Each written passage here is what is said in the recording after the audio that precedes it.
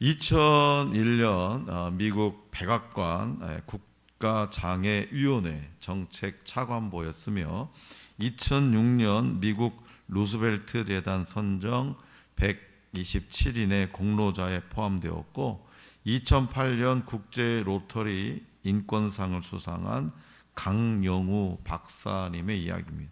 그는 14살 때 우연한 사고로 실명을 하게 됩니다. 이 소식에 절망한 어머니는 뇌졸중으로 돌아가셨고요.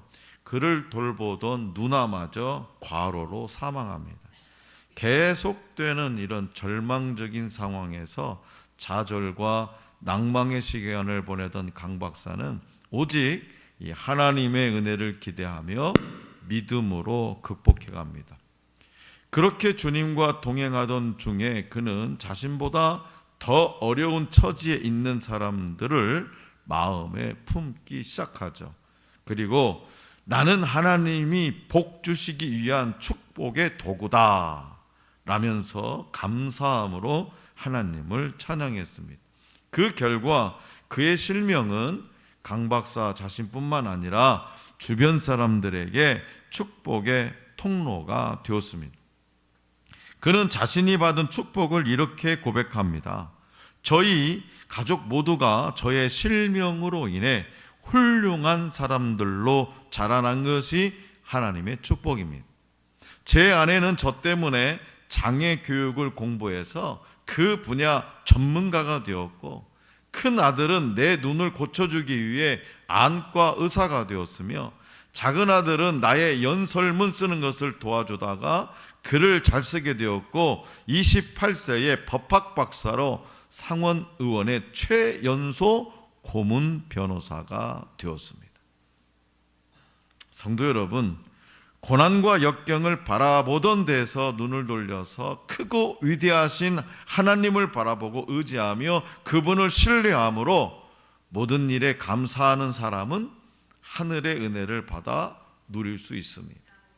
자, 그렇다면 오늘 저와 여러분들도 하나님의 크신 뜻이 있음을 인정하고 불평을 감사로 바꿀 일은 무엇이 있을까요? 그리고 저와 여러분들은 어떤 믿음으로 살아가며 어떤 약속을 붙들고 있는 것일까요? 열방의 진정한 통치자는 여호와 하나님 한 분뿐입니다. 하나님의 통치 중심에는 그분의 언약이 있어요. 약속이 있어요.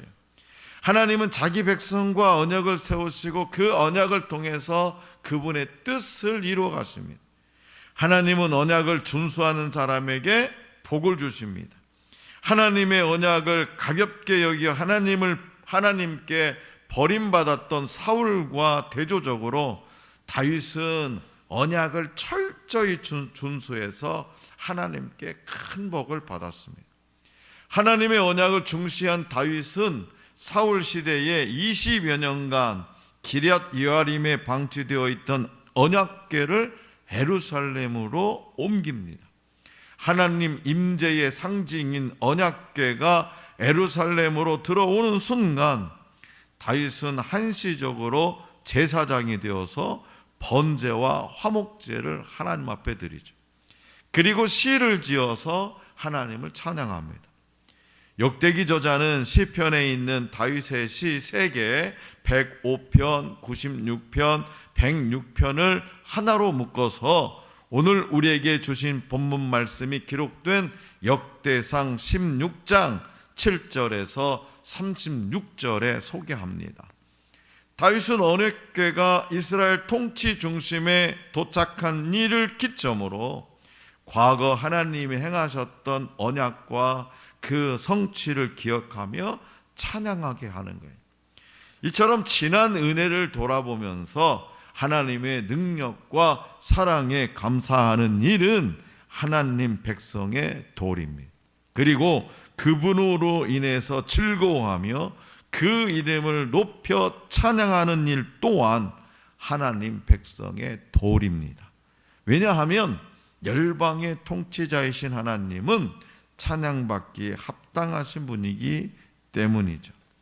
자, 그렇다면 다윗이 아삽과 그의 형제들을 세워 맡긴 일은 무엇일까요? 또한 하나님 백성이 만민에게 알리고 전하고 자랑할 것은 무엇일까요? 오늘 우리에게 주신 본문 말씀 7절에서 10절입니다. 다 같이 받들어 읽겠습니다. 7절부터 10절 시작. 그날에 다윗이 아삽과 그의 형제를 세워 먼저 여호와께 감사하게 하여 이르기를 너희는 여호와께 감사하며 그의 이름을 불러 아뢰며 그가 행하신 일을 만민 중에 알릴지어다. 그에게 노래하며 그를 찬양하고 그의 모든 기사를 전할지어다. 그의 성호를 자랑하라. 여호와를 구하는 자마다 마음이 즐거울지로다. 아멘. 하나님은 호흡이 있는 모든 자로부터 찬양받기 합당하십니다. 하나님은 온 우주 만물을 말씀으로 창조하셨고 지금도 주권적인 권능으로 다스리시기에 하나님을 향한 찬송은 선택이 아니라 의무입니다. 그래서 다윗은 아삽과 그의 형제에게 하나님께 찬송하게 하는 직무를 맡겼어요. 찬양의 내용은 하나님의 위대하신 이름을 선포하는 거예요. 인간의 이름을 드러내고 높이는 것이 아닙니다. 다시 말해서 백성들은 언약하시고 그 언약대로 이루시는 하나님, 그분의 성호를 만방에 자랑해야 되는 거예요. 찬양을 통해서 그분께서 행하신 모든 일을 만민에게 선포해야 됩니다. 본문 말씀 9절은 찬양의 두 가지 방법을 제시해요. 찬양의 두 가지 방법, 노래와 찬양입니다. 찬양의 두 가지 방법은 노래와 찬양이에요. 히브리어 노래는 쉬르예요. 쉬르로 비종교적인 노래를, 히브리어 찬양은 자마르로 종교적인 노래를 의미해요. 그렇기 때문에 모든 성도는 모든 수단과 방법을 동원해서 찬양해야 함을 강조하는 거죠. 비종교적인 노래, 또 종교적인 노래, 그러니까 한마디로 말해서 모든 수단과 방법을 다 동원해서 하나님을 찬양해야 돼요.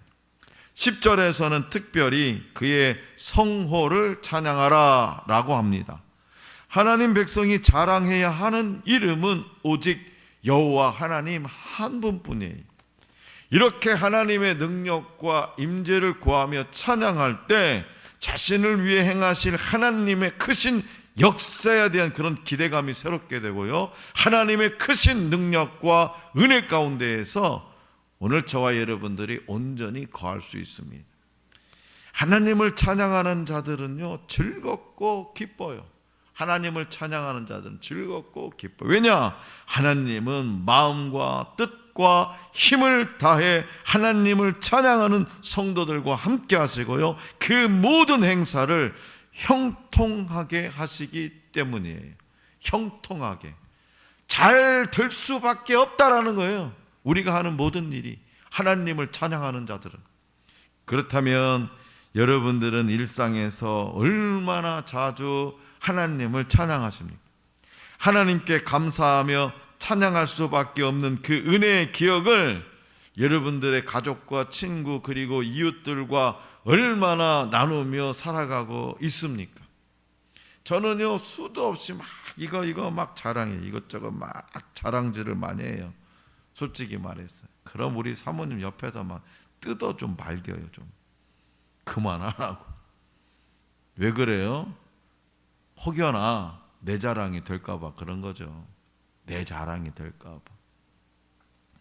다시 한번 강조해서 말씀드리면 찬양은 성도의 신앙생활에서 가장 중요한 일 가운데 하나입니다. 이사야 43장 21절 말씀과 같이 하나님이 인간을 지으신 목적은 뭐냐? 인간에게 찬송받기 위해서예요. 오늘 저와 여러분들에게 찬송받기 위해서 저와 여러분들 이 땅에 태어나게 된 거예요. 찬송받기 위해서. 그러니까 찬송하면 다 막 곡조 있는 노래라고만 생각하는데 그게 아니라는 거죠. 하나님의 이름을 항상 부르는 거. 하나님이 이 일을 하셨다. 하나님이 내 일을 만드셨다. 하나님께서 이 일을 감당해 주셨다. 이게 다 찬양이죠. 그렇기 때문에 저와 여러분들은 이 창조의 원리에 순종함으로 마음과 뜻과 정성을 다해서 하나님을 찬양해야 됩니다. 하나님이 과거에 베푸신 은혜들을 기억하고 그분이 행하신 크고 놀라운 일들을 만민 중에 선포해야 되는 거죠. 하나님과 동행하는 저와 여러분들은 모름지기 지나간 시절들, 특히 도저히 스스로 해결할 수 없었던 크고 작은 고난 가운데서 주의 은혜로 건짐받은 그런 사건들을 잊지 말아야 됩니다. 지금 이 자리에 서 있는 것이 내 힘과 능력에 의한 것이 아니요 그분의 돌보심과 인도하심 때문임을 우리는 늘 기억해야 되는 거죠. 더 이상 불만과 불평의 자리에 좌절과 낭망의 감정 속에 머물러 있어서는 안 됩니다. 특히 고난과 역경 가운데 있을 때일수록 더욱 받은 은혜를 기억하고 고난과 역경 가운데 있을 때일수록 더욱 받은 은혜를 기억하고 나를 위해 행하실 그 하나님의 크신 역사를 오늘 예리가 고백했던 것처럼 기대해야 되는 거예요. 하나님이 우리를 기대하시는 것처럼 우리도 하나님이 행하실 일을 기대해야 되는 거예요. 호흡이 있는 동안 그분이 내가 행하신 일들로 인해서 하나님을 찬양하는 일은 구원받은 성도가 행할 마땅한 도리라는 것을 잊지 마시기 바랍니다. 자, 그렇다면 이제 하나님 백성이 오늘 저와 여러분들이 기억할 일은 무엇일까? 하나님이 이스라엘에게 주신 언약의 구체적인 내용은 무엇일까요? 자, 본문 말씀 12절에서 18절입니다. 다 같이 받들어 읽겠습니다. 12절에서 18절 시작. 그의 종 이스라엘의 후손 곧 택하신 야곱의 자손 너희는 그의 행하신 기사와 그의 이적과 그의 입의 법도를 기억할지어다. 14절 그는 여호와 우리 하나님이시라 그의 법도가 온 땅에 있도다. 너희는 그의 언약 곧 천대 명령하신 말씀을 영원히 기억할지어다. 이것은 아브라함에게 하신 언약이며 이삭에게 하신 맹세이며 이는 야곱에게 세우신 율례 곧 이스라엘에게 하신 영원한 언약이라. 이르시기를 내가 가나안 땅을 내게 주어 너희 기업의 지경이 되게 하리라 하셨도다. 아멘. 성도들의 온전한 신앙생활, 즉 복을 받아 누리는 삶은 하나님께 받은 은혜들을 기억하는 일에 그 기초를 둡니다. 또한 성도들의 복은 하나님이 세우신 언약과 그 성취를 통해서 이루어집니다. 우주 만물의 주관자이신 하나님을 경외함으로 그 언약을 귀하게 여겨서 말씀에 온전히 순종하는 사람은 하늘의 복을 받습니다. 아브라함, 이삭, 야곱 등 믿음의 조상들도요 때로 나그네 생활을 했어요. 하지만 이 하나님의 언약을 기억하고 언약 중심으로 살아가면서 하늘의 복을 받았어요. 그분들이 오늘 저와 여러분들의 증거가 되었어요. 인간적으로 견디기 힘든 고난과 역경이 오랜 시간 계속되면 우리는 그 하나님께서 내게 베풀어 주신 은혜를 기억하며 살기보다는 낙심하고 좌절하며 살아갈 수 있습니다. 70년에 걸친 바벨론 포로 생활로 낙심하고 좌절할 수밖에 없는 이스라엘이었지만 그들에게는 하나님의 언약이 있었어요. 그 언약을 따라서 이스라엘은 회복되었습니다. 하나님은 눈앞에 보이는 현실과 비교할 수 없는 크신 능력의 통치자세요.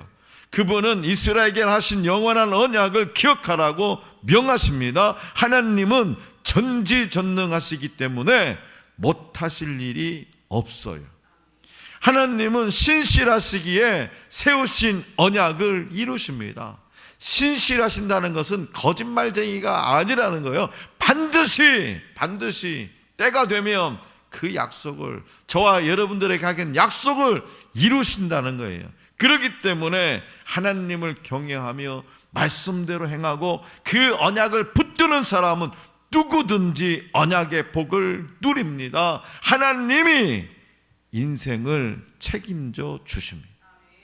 자, 성도 여러분, 그렇다면 왜 하나님의 언약을 기억하는 것이 중요할까요? 왜 하나님의 언약, 하나님께서 내게 약속하신 그 약속을 기억하는 것이 왜 중요하냐? 여러분들이 세상에서 고난 당할 때마다 기억하는 하나님의 언약, 말씀이 있습니까? 말씀? 힘들 때마다 내게 나를 위로해주는, 나를 다시 한번 믿음으로 세워주는 하나님의 은혜를 기억하게 하는 그 말씀이 있냐 이거예요. 하나님은 언약에 신실하시며 언약의 성취는 전적인 하나님의 은혜입니다. 히브리어로 언약은 베리트예요. 베리트는 매다, 묶다라는 뜻이에요. 매다, 묶다. 언약을 통해서 우리는 하나님과 끊을 수 없는 사랑의 관계로 묶였다라는 거예요. 그렇기 때문에 언약을 기억하는 것은 하나님의 변치 않는 사랑, 끊을 수 없는 사랑을 기억하는 거예요. 고난은 우리가 미처 몰랐던 하나님의 뜻, 그분의 율법을 배우는 기회입니다. 고난, 하나님의 뜻, 하나님의 율법을 배우는 기회가 언제냐? 고난을 당할 때. 시편 119편 71절이에요. 한번 자막 좀 넘겨줘 보세요. 70시 다 같이 시작. 고난 당한 것이 내게 유익이라 이로 말미암아 내가 주의 율례들을 배우게 되었나이다. 아멘.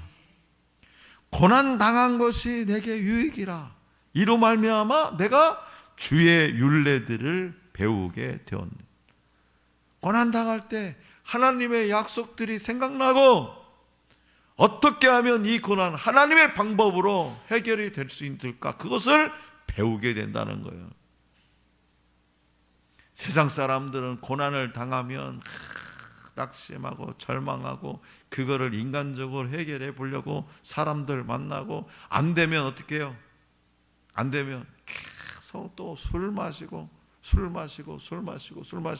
그 다음 어떻게 돼요? 알코올 중독자가 돼버려요. 폐인이 돼버리잖아요. 담배 피우는 사람들은 속 막 담배만 피우고 담배 피우면 해결됩니까? 안 돼요. 오히려 건강만 해치지. 고난 당한 것이 내게 유익이라 이로 말미암아 내가 주의 율례들을 배우게 되었나이다. 이스라엘 백성은 찬양 중에 애굽에서 종살이 하면서 고통 가운데 부르짖는 그들의 기도를 외면하지 않으시고 이적과 기사로 그들을 해방시킨 하나님을 기억했어요. 홍해를 건너게 하시고 밤에는 불기둥으로 낮에는 구름기둥으로 함께 해주신 하나님을 찬송했어요.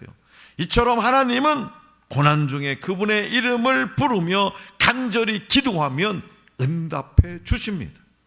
이스라엘의 기도에 응답하셔서 능력을 베푸신 하나님은 이제 우리와 함께 하십니다. 그분은 예수 그리스도를 보내셔서 우리를 모든 죄에서 건져주시고 예수님의 부활을 통해서 죽음을 이기신 기이한 능력을 보여주셨어요. 이스라엘이 수많은 고난과 역경을 통해서 단련받고 하나님 나라 백성에 합당한 품성으로 거듭났듯이 오늘날 하나님을 믿는 저와 여러분들도 동일하게 연단을 받습니다. 그러나 시험이나 역경 때문에 낙심할 필요는 없다라는 거예요. 우리가 간절히 부르짖기만 하면, 저와 여러분들이 간절히 부르짖기만 하면 그 어떤 시험에서도 피할 길을 주시는 하나님이십니다. 언약의 말씀을 붙들고 승리를 확신하며 찬양하는 일은 오늘 저와 여러분들의 의무이자 특권입니다. 다윗은요, 사울에게 쫓기는 가운데 자신을 보호하신 하나님을 항상 감사하며 노래했어요. 쫓기는 과정에 목숨이 위태로운 그런 상황에서 어떻게 노래가 나옵니까? 어떻게 감사가 나옵니까? 그래서 다윗은 위대한 신앙인이에요. 하나님은 환난 가운데 만나는 큰 도움이시죠. 지금까지 지내온 삶의 여정들을 여러분도 한번 생각해 보세요. 얼마나 많은 하나님의 손길을 경험했습니까? 고난의 한복판에 있는 우리의 기도를 들으시고 우리를 만나주신 하나님의 은혜가 얼마나 놀랍습니까? 우리 모두는요, 날마다 하나님의 도우심 속에서 살고 있어요. 우리가 당연히 여기기 때문에 간과하는 하나님 아버지의 보살피심을 기억해야 됩니다. 하나님의 도우심에 감사하며 예배드려야 됩니다. 그리하면 하나님은 영원히 변치 않는 약속을 주시고 그것을 이루어 주십니다. 스탠퍼드 대학에 다니는 가난한 두 학생이 폴란드의 세계적인 피아니스트 파데레프스키를 초청해서 음악회를 열기로 했어요. 음악회를 열어서 판매한 티켓 수익금으로 자신들의 학자금을 마련하겠다는 기발한 발상이었죠. 하지만 티켓 판매는 예상보다 저조했고 둘은 오히려 적자를 면치 못해요. 때문에 학자금은커녕 빚만, 가난한 이 두 학생이 빚만 떠안게 될 그런 위기에 처했어요. 이 소식을 들은 파데레프스키는 티켓 수익금 전액을 그들에게 다시 돌려주면서 두 사람의 인생을 격려해 주셨어요. 걱정 마라, 열심히 공부하라고. 파데레프스키는 훗날 폴란드의 대통령이 되었고, 당시 유럽은 세계대전 후유증으로 인해서 극심한 빈곤에 처하게 됩니다. 파데레프스키는 이에 미국의 식량 원조를 요청하게 되죠. 당시 미국의 31대 대통령이었던 후보는 아낌없이 파데레프스키의 요청에 아낌없이 도움을 줍니다. 그리고는 정중히 감사를 표한 파데레프스키에게 이렇게 말해요. 대통령님 기억하십니까? 그때 참 고마웠습니다. 제가 스탠퍼드 대학교를 다니던 가난한 시절에 당신의 무조건적인 도움이 아니었다면 지금의 제가 없었을지도 모릅니다. 자, 사랑하는 성도 여러분, 은혜에 굳게 서려면 은혜를 알아야 됩니다. 하나님 아버지의 그 은혜에 굳게 내가 서려면 하나님 아버지의 은혜를 알아야 돼요. 430년 동안 애굽에서 종살이하던 이스라엘 백성이 오직 은혜로 출애굽 간 것처럼 오늘 저와 여러분들도 오직 하나님의 은혜로 구원을 받았어요. 하나님의 은혜로. 그 한 가지 사실만으로도 우리는 이 땅에서 날마다 감사 찬송하며 살아가야 되는 거예요. 뭐 때문에 감사 찬송이 안 나오나요? 그 구원의 은혜 한 가지만 가지고도 우리는 일평생 죽을 때까지 이 땅에 살아가는 동안 감사 찬송하며 살아갈 이유가 1000가지 만가지가 되는데 왜요? 돈이 안 벌려서요? 집 평수가 늘어나지 않아서요? 내 자식이 출세하지 않아서요? 구원받은 한 가지, 내 자식이 예수 믿고 잘 사는 것 그 한 가지만 가지고도 우리는 감사하며 찬송할 일이 얼마나 많은데요.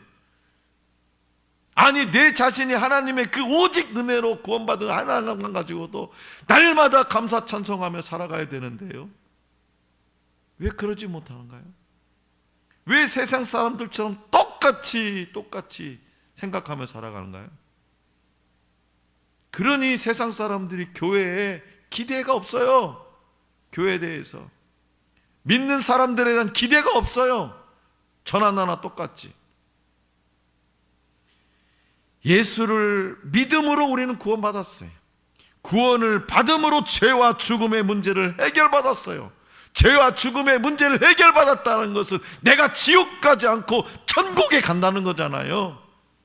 하나님은 왜 구원을 선물로 주셨을까요? 그 이유는 구원은 어떤 대가를 지불해도 살 수 없기 때문에, 구원을 선물로 주신 이유는 그 구원은 어떤 대가를 지불해도 살 수 없기 때문에 선물로 주셨어요. 우리의 어떤 행위와 노력으로도 구원을 얻을 수 없기 때문에, 그래서 다윗은 예루살렘에 언약궤를 모신 후 아삽과 그의 형제들을 세워서 감사 찬송을 하게 합니다. 하나님이 행하신 일을 만방에 전하고 그분의 성호를 자랑하는 것은 성도의 의무요 특권입니다. 능력과 지혜의 근원이신 하나님께 필요를 구하고 그분의 얼굴을 찾는 사람은 결코 실망하지 않습니다. 하나님은 우리에게 말씀하시고 언약하시는 분이, 그분의 언약과 신실하신 성취는 성도의 영원한 소망입니다. 믿음의 사람은 하나님이 과거에 주신 언약을 기억하며 살아가는 사람이에요. 믿음의 사람은 지금 주시는 말씀에 순종하며 언약이 성취될 미래를 고대하며 살아가는 사람이에요. 하나님의 모든 언약과 기적과 이적은 그리스도 예수 안에서 완성됩니다. 그러므로 일상에서 믿지 않는 이들에게 하나님의 사랑과 크신 능력을 자랑하며 복음을 전하는 저와 여러분들이 될 수 있기를 원합니다. 어떤 상황에서도 하나님의 언약을 기억하고 은혜를 사모함으로 모든 시험과 역경을 이겨내며 주님께 항상 감사하는 인생이 될 수 있기를 간절히 기원합니다.